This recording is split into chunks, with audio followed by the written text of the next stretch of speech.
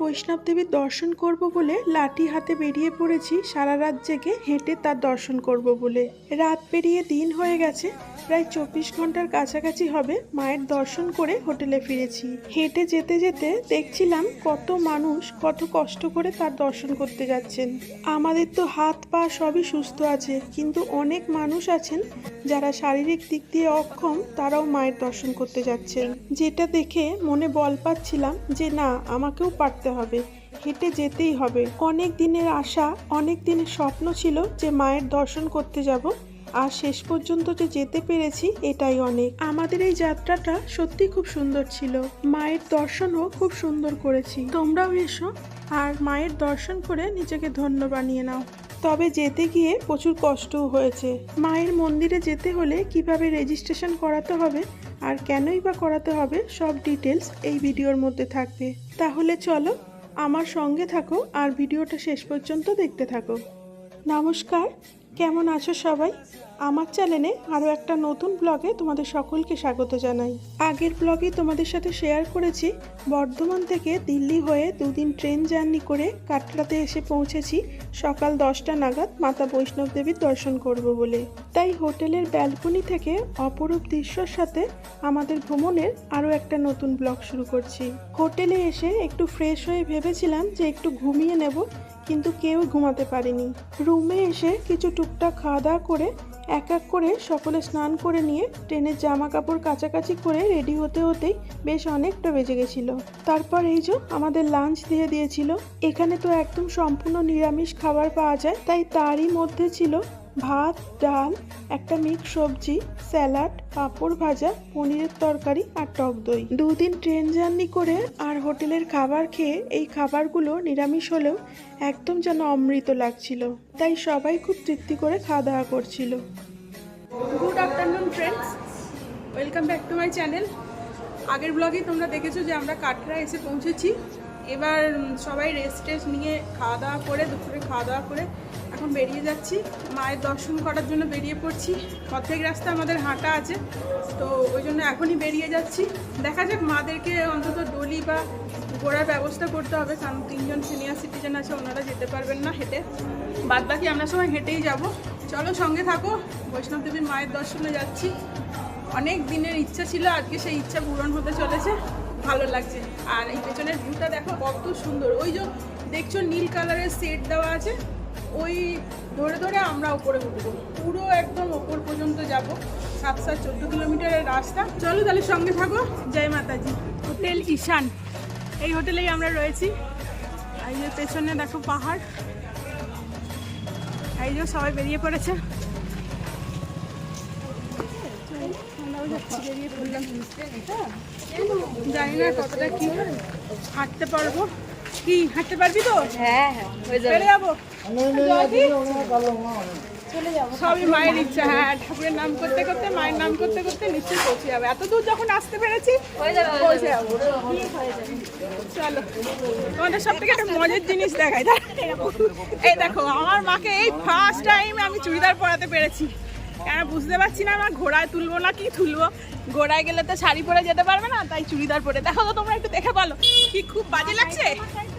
দেখো খুব কি বাজে লাগছে, দেখো কত কমফোর্টেবল, দেখো তো চুড়িদারে ফ্রি লাগছে না? চলো, এই যে আমরা এখানে পার্চি করানোর জন্য দাঁড়িয়ে আছি। বৈষ্ণব দেবী যাত্রার জন্য কি কি প্রয়োজনীয় সেটা তোমাদের সাথে একটু শেয়ার করি। যাত্রা রেজিস্ট্রেশন কাউন্টার থেকে RFID কার্ড অর্থাৎ পার্চি সকলকে সংগ্রহ করতে হবে। এর জন্য নাম আর ID প্রুফ দেখালেই এই কার্ডটি পাওয়া যাবে। এটা পাওয়ার জন্য কোনো দালাল বা কোনো টাকা পয়সার প্রয়োজন হয় না।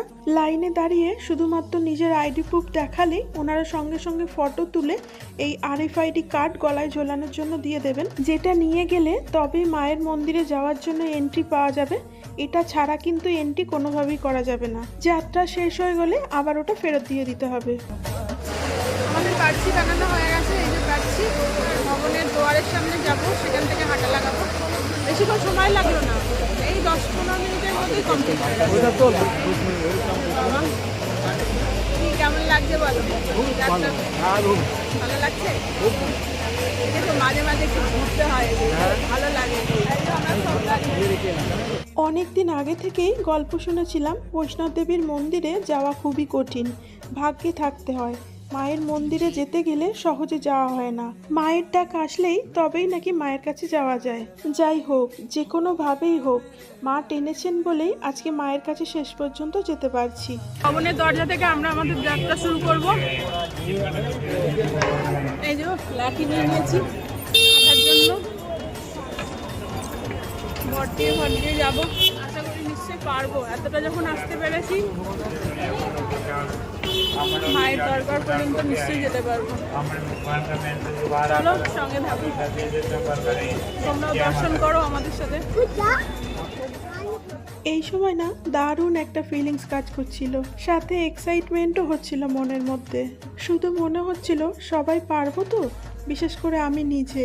বাড়িতে আসার আগে ছেলে আর অভিষেক বারবার বলছিল হাঁটার অভ্যাস করো আগে থেকে, কিন্তু ওই যে যা হয় আর কি, হয়েই উঠছিল না। এই যে আমরা আমাদের যাত্রা শুরু করছি, সবাই বলো জয় মাতা দি।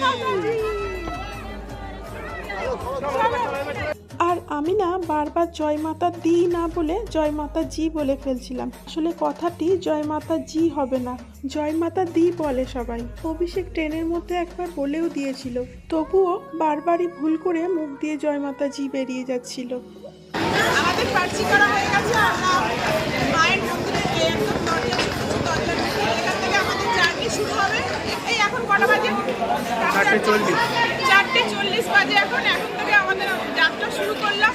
দেখি চলো কতক্ষণ লাগে, তোমরা সঙ্গে থাকো আর আমার সাথে দেখতে থাকো। জয় মাতাজি।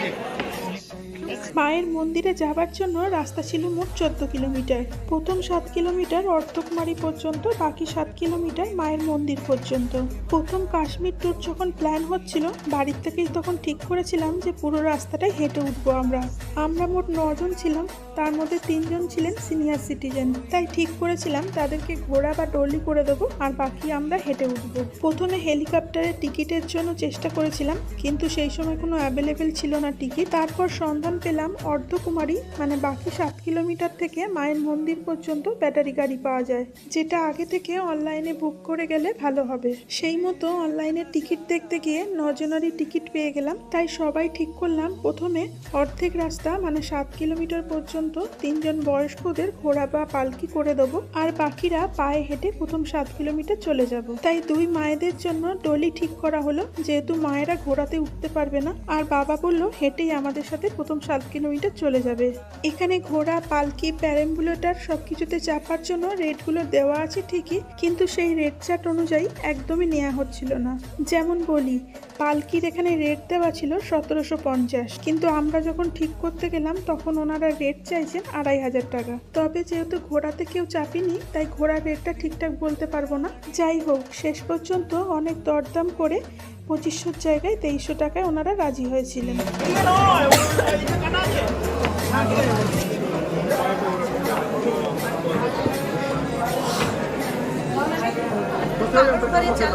কমফোর্টেবলি বসো। ফ্যাশন দিয়ে দাও, ফ্যাশন দিয়ে দাও, ফ্যাশন।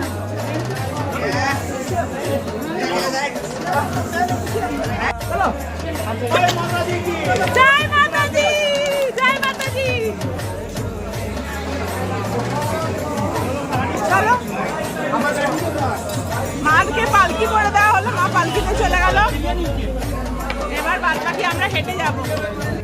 ফাইনালি মাদেরকে পালকিতে তুলে আমরা আমাদের যাত্রা শুরু করলাম। অলরেডি আমাদের সঙ্গীরা অনেকটাই এগিয়ে গেছে। কত মানুষ, কত বৃদ্ধ মানুষ, এমনকি যাদের হাঁটতে চলতে অসুবিধা হয় তারাও পর্যন্ত মায়ের দর্শন পাবার জন্য সকলে যে যার মতো করে মনের ইচ্ছা নিয়ে এগিয়ে চলেছে।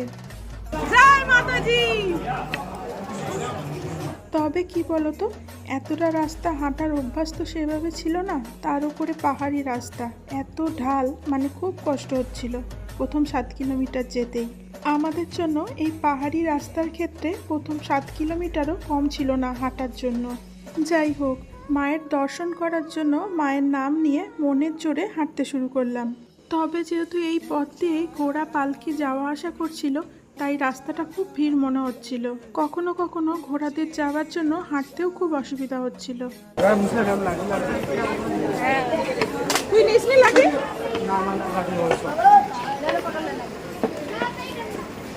প্রচুর দোকান। এই রাস্তাটা একটু বেশি ভিড়, রাস্তাটা প্রচুর ভিড়। চলার পথে এই ধরনের ফটো তোলার জন্য প্রচুর স্টুডিও, খাবারের দোকান, পুজো দেওয়ার সামগ্রী, মেডিকেল স্টোর, এই ধরনের বহু দোকান পেয়ে যাবে। জায়গায় জায়গায় জল খাওয়ার জন্য জলের মেশিনও লাগানো রয়েছে, সাথে অনেক টয়লেটেরও ব্যবস্থা করা আছে। তোমরা এই জায়গায় জায়গায় ফটো তুলতে পারো, এখানে ফটো তোলারও ব্যবস্থা রয়েছে। রাস্তা খুব চড়াই, হাঁটা যাদের অভ্যাস নেই, দেখো কি সুন্দর দাঁড়িয়ে আছে ওরা।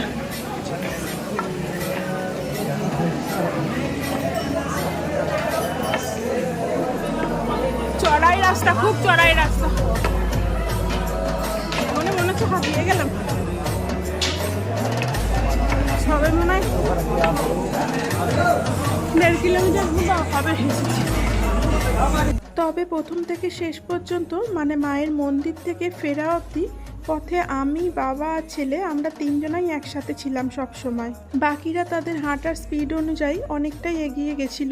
যদিও আমার ধীরে ধীরে হাঁটার জন্যই বাবা ও ছেলেও খুব আস্তে হাঁটছিল, কেননা একেবারেই আমি তাড়াতাড়ি হাঁটতে পারছিলাম না। এটা হচ্ছে সানঘাট, এখানে স্নান করে বাথরুমও থাকবে, দর্শন করে। অনেক নিচে নামতে হবে, আমরা যেহেতু স্নান করবো না তাই আর নিচে নামছি না। অনেকবার হাঁপিয়ে যাচ্ছিলাম, শুধু মনে হচ্ছিল হয়তো আর এই 7 কিলোমিটার অতিক্রম করতেই পারবো না। তবে এত মানুষ যাচ্ছে আর আমি পারবো না এটা ভেবেই কখনো একটু বসছি, কখনো একটু দাঁড়িয়ে যাচ্ছি, এভাবেই হেঁটে চলেছি। আমাদের সঙ্গী সাথীদের মধ্যে 2 মায়েরা ছাড়া সবাই হাঁটছিলাম, আর হাঁটতে হাঁটতে কখনো সবার সাথে দেখা হচ্ছিল, আবার কখনো জলছাড়া হয়ে যাচ্ছিলাম। তবে যেহেতু আমার সাথে বাবা আর ছেলে একসাথেই আমরা হাঁটছিলাম, তখন যখন হাঁটতে হাঁটতে হাঁপিয়ে যাচ্ছিলাম, শুধু মনে হচ্ছিল বাবাও এই বয়সে এসে যখন আমার সাথে একটানা হেঁটে চলেছে তখন আমাকেও পারতে হবে। বাবাকে দেখে হাঁটার এনার্জিটা আরও বাড়ানোর চেষ্টা করছিলাম।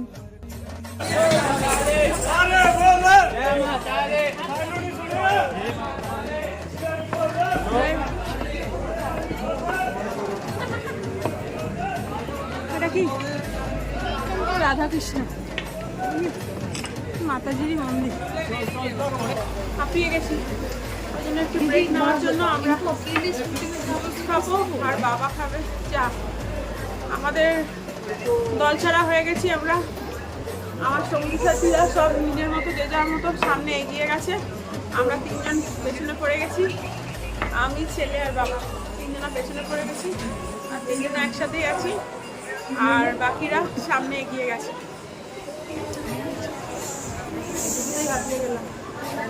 হাঁটতে হাঁটতে যেহেতু বারবার হাঁপিয়ে যাচ্ছিলাম, তাই এনার্জি পাওয়ার জন্য আমি আর ছেলে খাচ্ছিলাম লস্যি, আর ওদিকে বাবা খাচ্ছিল চা। আর দোকানে এসে বসার থেকেই ছেলের শরীরটা খারাপ হতে শুরু করছিল। যদিও ও নর্মাল টেম্পারেচারে রাখা লস্যিটাই খেয়েছিল, তখন থেকেই ওর গলা ব্যথা, ঠান্ডা লাগা, গাটা গরম হতে শুরু করলো। ওকে ওই সময় গরম চা খেতে বলছিল, কিন্তু দুধ চা খেলে যদি অ্যাসিড হয়, যেহেতু সারা রাত জাগতে হবে, তাই আর চা খেতে চাইলো না। এদিকে লাল চা খাওয়ারও কোনো অপশান ছিল না। তবে যেহেতু গলা ব্যথা হচ্ছিল, তাই গরম গরম কিছু খেলেই হয়তো ভালো হতো, বাট কি আর করা যাবে। তখন থেকেই ওর শরীর নিয়ে স্ট্রাগল শুরু হলো। মায়ের মন্দিরে যাবার জন্য 2টো রাস্তা আছে, আর একটা নতুন রাস্তাও তৈরি হয়েছে। এটা ছিল পুরনো রাস্তা, তবে এই পুরনো রাস্তা দিয়েই যেহেতু ঘোড়া পালকি যায় আর মাদেরকেও এই পালকিতে চাপাতে হতো, তাই এই ভিড় রাস্তা ধরেই আমাদের যেতে হলো। जय माता दी, जय माता दी, जय माता दी, जय माता दी, जय माता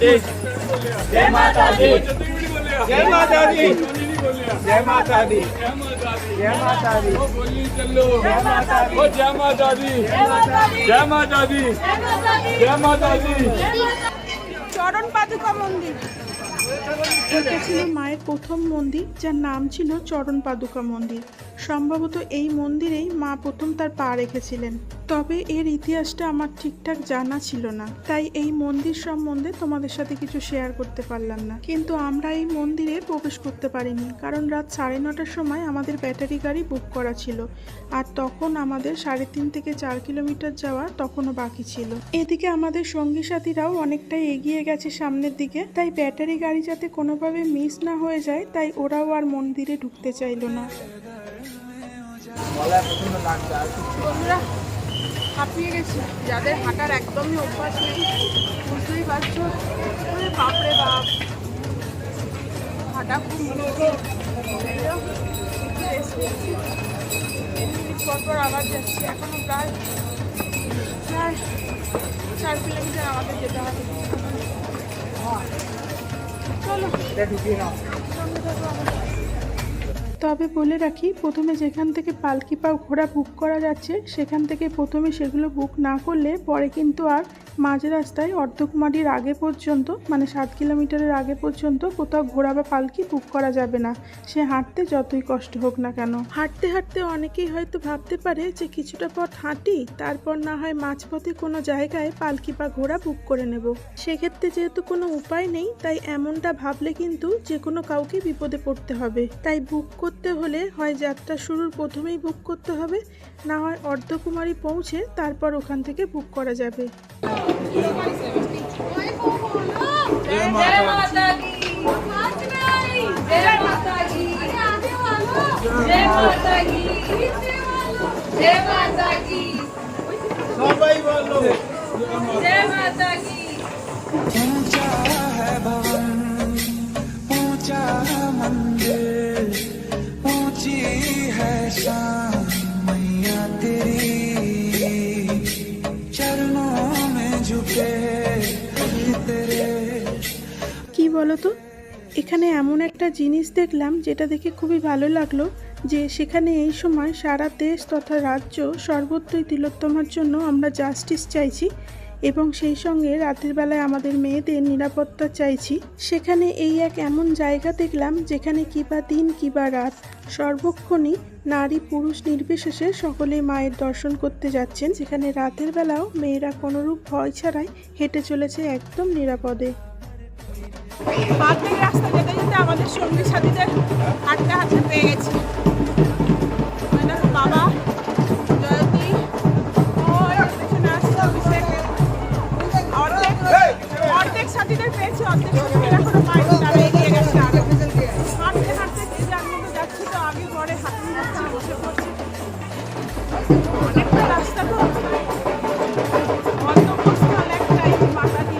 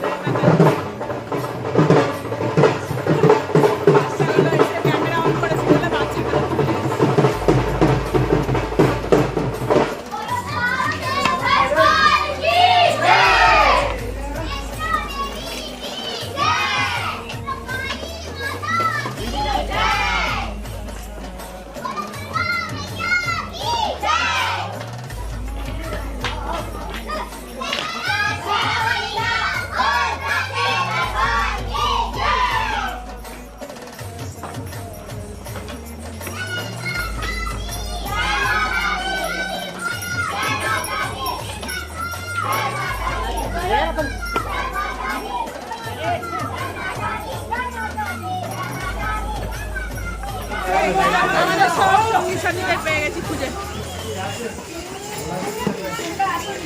সবাই মোটামুটি হাঁপিয়ে গেছে, সিঁড়ি দিয়ে উঠছি বন্ধুরা। 1/2 কিলোমিটার কম হবে রাস্তাটা সিঁড়ি দিয়ে উঠলে, নাহলে অনেকটা ঘুরে ঘুরে আসতে হতো। আমি পারবো, চলো না, আসো না। আমি ঠিক আছি, আসো। ऊंचा है भवन, ऊंचा मंदिर, ऊंची है शान मैया तेरी, चरणों में झुके दिल पे लगे शहीद। দেখো এখান থেকে ভিউটা কি সুন্দর লাগছে, নিচে পুরো কাটরা শহরটা, মনে হচ্ছে ছোট ছোট জোনাকি পোকা চলছে।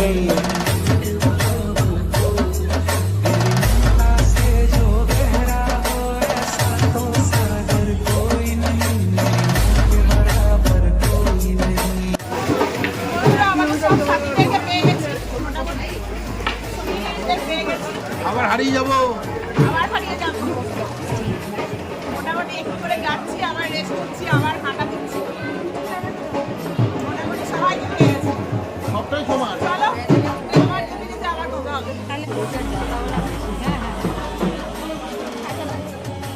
বন্ধুরা আমরা যেখানে বসেছিলাম এই যে এখান থেকে ভিউটা একটু দেখা যাচ্ছে হালকা, এই যে মিষ্টি আসছে, আমরা সিঁড়ি দিয়ে শর্টকাটে চলে এসেছি।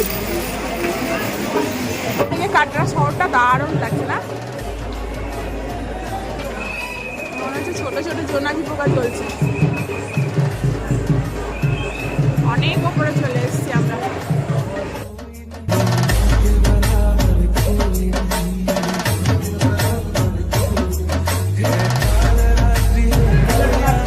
করবে না ওটা? এই না না, হাতটা বাড়িয়ে খেলা করে নাও। ভয় লাগছে না, আছে না, আছে না, ছিল, ছিল। আরে একটু পরে যাচ্ছিল। এই ক্যামেরা? না না, হাত। মিথ্যাটা বলে দিলি কেন?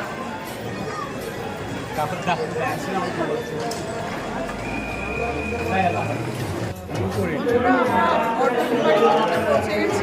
এবার এখান থেকে আমাদের ব্যাটারি গাড়ি রয়েছে 9:30টার সময়, তাই একটু রেস্ট নিচ্ছি। মোটামুটি 4টের সময় রওনা দিয়েছিলাম, 8টা কাছে লেগেছে, 4টা শোয়ার অনেকবার রেস্ট নিতে নিতে এসেছি, তো ওই জন্য অনেকটা লেট, অনেক চড়াই রাস্তা। মারা দুটোলি করে আগেই চলে এসেছি, মা আর কাকিমা এখানে রেস্ট নিচ্ছিল। এবার এখান থেকে ব্যাটারি গাড়ি করে আমরা সোজা সবাই মিলে একসাথে মায়ের মন্দিরের প্রতি দর্শন করব। এই অর্ধকুমারী থেকেই আমাদের ব্যাটারি গাড়ি ভাড়া করা ছিল, আগে থেকে বুক করতে হয়, এটা অফলাইন বুকিং অপশনও আছে। আর এই যে অনেকেই অফলাইনে বুকিং করার জন্য লাইনও দিয়েছেন, তবে বুকিং পাওয়ার আশা খুবই কম। ভাড়া 354 টাকা, এটা যাবার ভাড়া। শেষ গাড়ি ছাড়ে রাত 9:30 নাগাদ, আর এই টাইমটাই আমরা বুক করেছিলাম। এখানে পৌঁছে ছেলের শরীরটা খুবই খারাপ হতে শুরু করে, এতটাই খারাপ লাগছিল ওর শরীর যে ও দাঁড়াতে বা বসতে একদমই পারছিল না, শুধু বলছিল আর পারছি না, একটু শুতে পারলে ভালো হয়, কিন্তু কি আর করা যাবে। আর এখানে এসে প্রচন্ড ঠান্ডা লাগছিল সবার, এত উপরে না খুব হাওয়া দিচ্ছিল।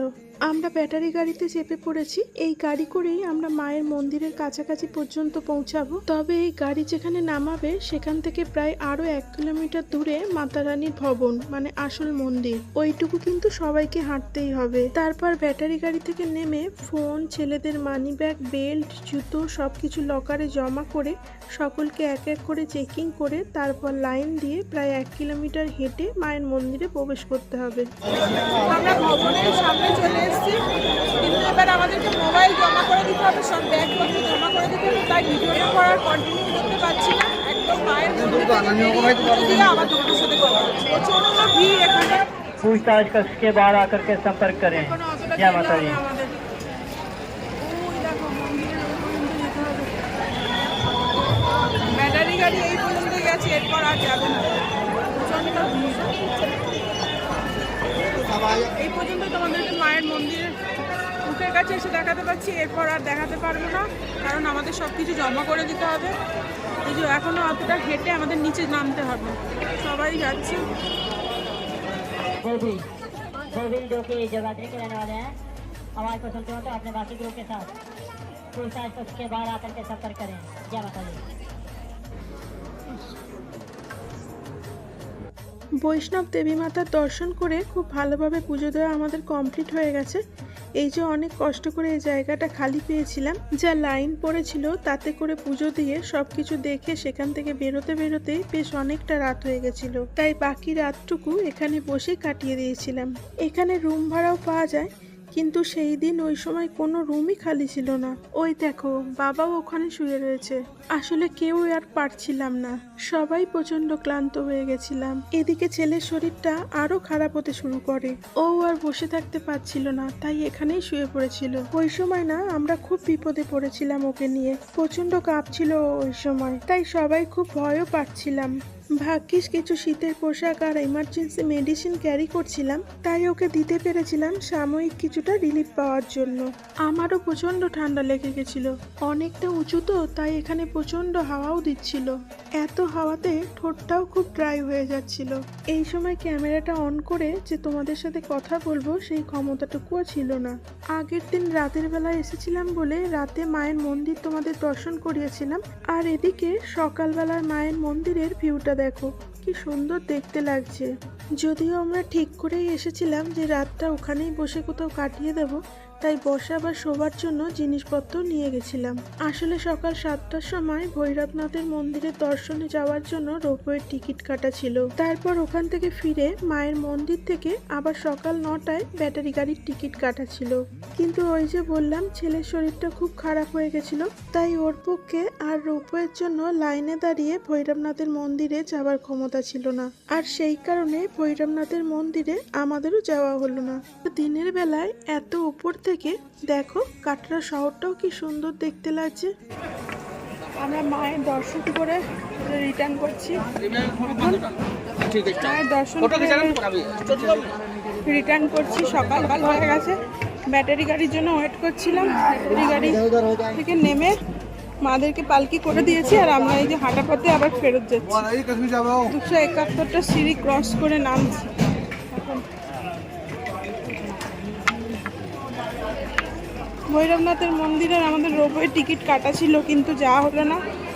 দুর্ভাগ্যবশত ছেলেটার শরীর প্রচণ্ড খারাপ করলো, ওই জন্য টিকিট করেও আমরা যেতে পারলাম না।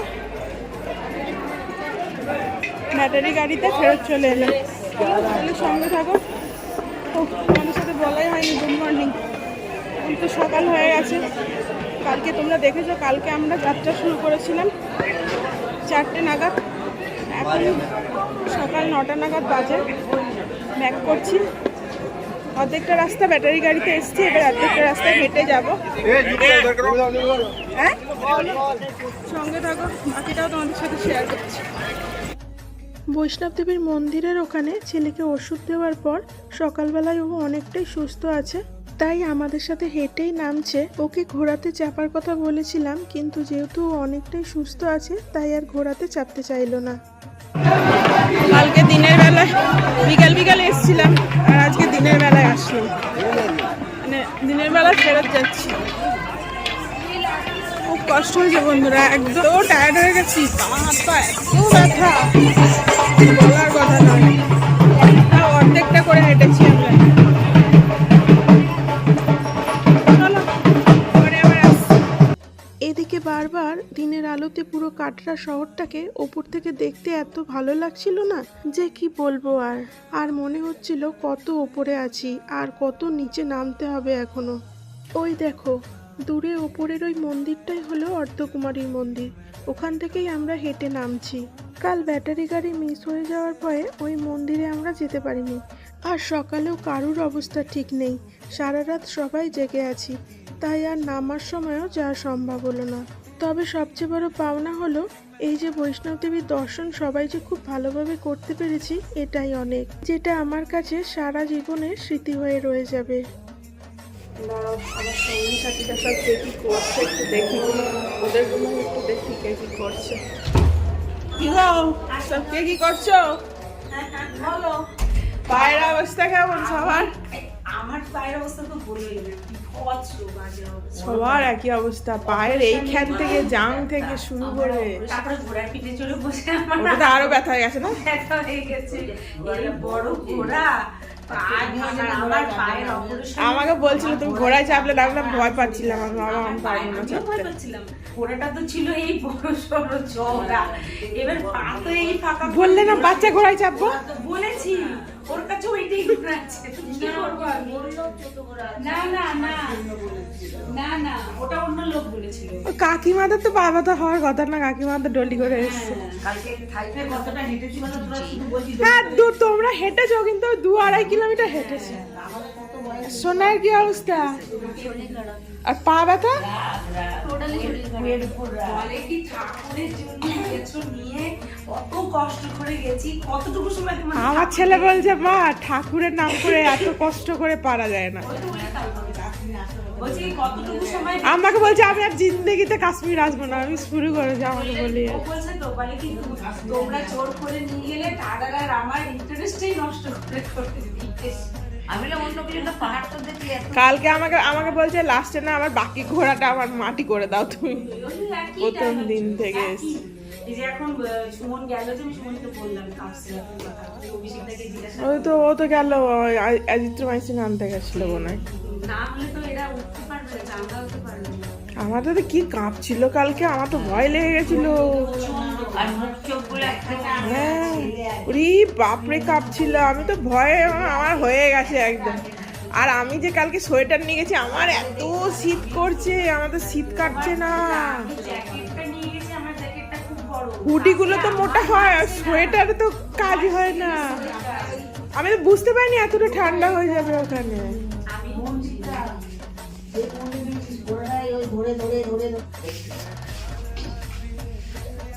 বাবা খুলে নাও মামাম নামিয়ে দেবে।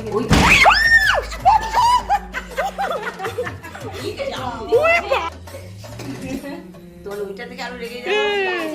খেতে দিচ্ছ না, ভাঙতে পারে বাবা খেতে দিচ্ছ না, ফটো তুলছ, কেমন? রেগে যাচ্ছে।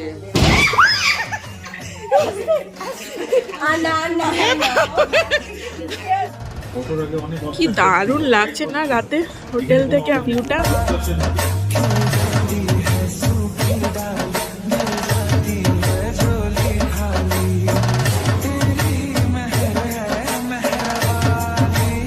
ত্রিকুট পাহাড়ে প্রাকৃতিক গুহায় বিরাজমান 3টি শিলাখণ্ডে মাতা বৈষ্ণব দেবী 3টি ভিন্ন রূপে রয়েছেন। ডান দিকে মহাকালী, মাঝে মহালক্ষ্মী ও বামে মহা সরস্বতী। কথিত আছে অত্যাচারী ভৈরবনাথকে বধ করে মাতা এই গুহায় স্থিতা হন। প্রচন্ড আওয়াজ হচ্ছে, বাপরে বাপ। বৈষ্ণবদেবীর মন্দির থেকে এসে আর ভিডিওটা এন্ড করা হয়নি। প্রচুর হাঁটাহাঁটি করার পর সবার অবস্থা প্রচণ্ড খারাপ, বুঝতেই পারছো। ভিডিওটা তাই আর কন্টিনিউ করা হয়নি। রাতে ডিনার করে ভিডিওটা এন্ড করতে চলে এলাম। খাওয়া দাওয়া সেরে নিয়েছি, সবাই শুয়ে পড়েছে। প্রচণ্ড সবাই ক্লান্ত খুব, মানে শারীরিক দিক দিয়ে যেমন সবার অবস্থা খারাপ, পায়ের দিক দিয়ে তো বটেই, একদম এনার্জি পুরো জিরো হয়ে গেছে। চলো তাহলে ভিডিওটা এখানেই শেষ করছি। সকলে খুব ভালো থেকো, সুস্থ থেকো। আর যারা আমার চ্যানেল নতুন দেখছো তারা চ্যানেলটাকে প্লিজ সাবস্ক্রাইব করে দিও।